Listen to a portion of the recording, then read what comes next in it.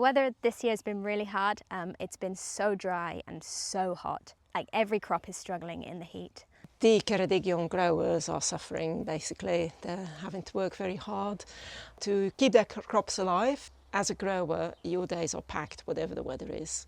But if you get these extremes of weather and you're having to spend lots of time watering, you end up exhausted. So one of our growers in Ceredigion the other week was up all night watering his crops, trying to keep them alive.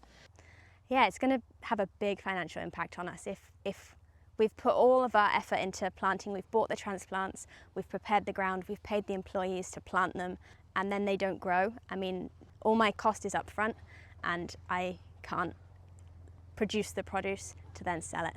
If this keeps going on, if we don't get a decent amount of rain within a good week's time, I think we're going to see serious losses and we're going to see, food shortages. I mean, it's always a concern for me about food shortages. That's why we do what we do, to provide local people in our region with food. I mean, the best way to make sure you have food security is to support a local farm who's producing the food close to where you live. I'd like to say that Welsh kids can eat the meat that is grown in Wales, that they can eat the vegetables that are grown in Wales. And I think if you'd ask a farmer, they would want that as well.